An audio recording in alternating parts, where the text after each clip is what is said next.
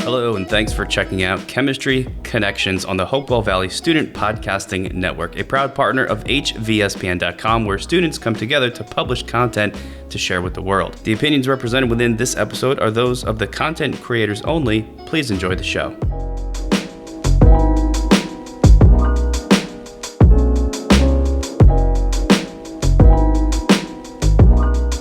Welcome to Chemistry Connections. Our names are Samhita and Hana, and we are your hosts for episode 17, called The Chemistry Behind Coffee. Today, we will be discussing how chemistry affects the production of coffee. Coffee is indigenous to countries such as Ethiopia, Brazil, India, Vietnam, Mexico, Indonesia, and Sri Lanka.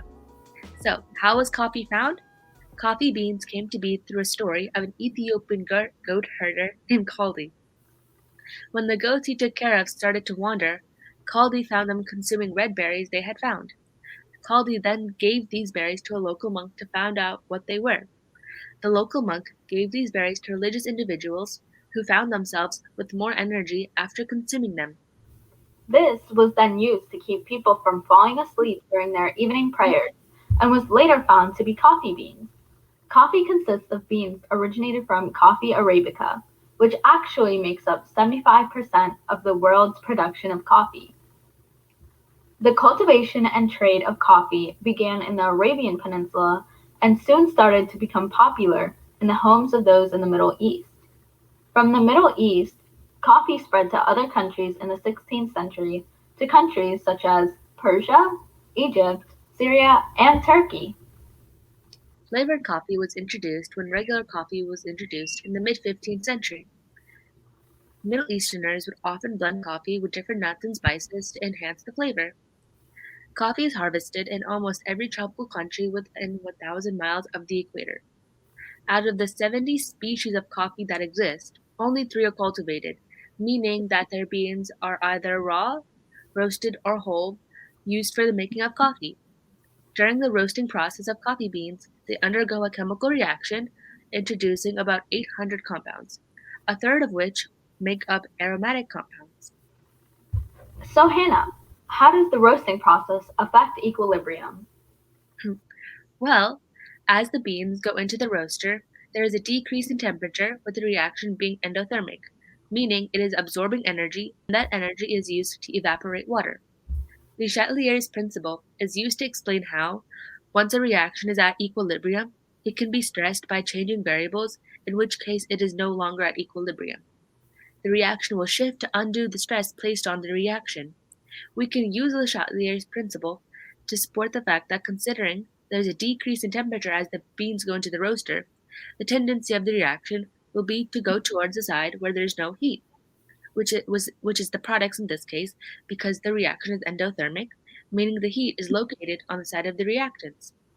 The result of this is that the reaction will want to increase the temperature because of that disturbance to return the reaction to a state of equilibrium.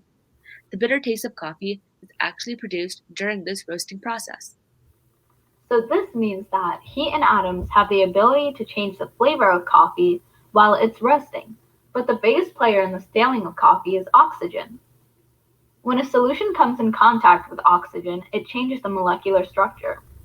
Oxygen pulls away electrons from the other molecules. Since there are an uneven number of electrons, the molecules become unstable. They then begin to react with other molecules around them, and this is an example of an intermolecular force called covalent bonding. Covalent bonding occurs between polar molecules that share electrons unequally. It is also an example of an intermolecular force, which is a force that holds molecules together, and covalent bonding is one of the stronger ones. Coffee goes stale and reduces the aroma or flavor of coffee. This process doesn't have to happen with the air that's being trapped in the coffee machine, but it can happen with the water that's added to the ground coffee. Oxidation occurs more at a higher temperature. This is relevant when talking about the staling of coffee because the reason behind the staling of coffee has to do with oxidation. Oxidation is the process by which oxygen loses its the oxidation is the process by which oxygen loses electrons.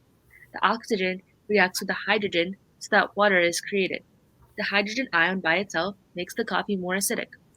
When the water is first being added to the ground coffee, the hydrogen reacts with the oxygen and the pH of the coffee rises, making it less acidic. Many different acids actually exist in ground coffee, some of which include phosphoric acid, malic acid, and acetic acid. Acids give off their hydrogen ion in a reaction known as a hydrolysis reaction. A lower pH means a higher acidity, while a higher pH actually means a lower acidity. The pH of original coffee is between 5.0 and 5.4, so it is acidic, but its acidity can even drop to 4.6 if it's kept hot for 2 to 3 hours, which is also why it's advised to drink your hot coffee fresh. So, Samita, what got you interested in learning more about coffee and its chemistry applications? So my family and I buy different kinds of coffee beans from Starbucks. My sister and I go to Starbucks at least twice a week, so I was interested in why and how the different flavors are created with the explanation of chemistry.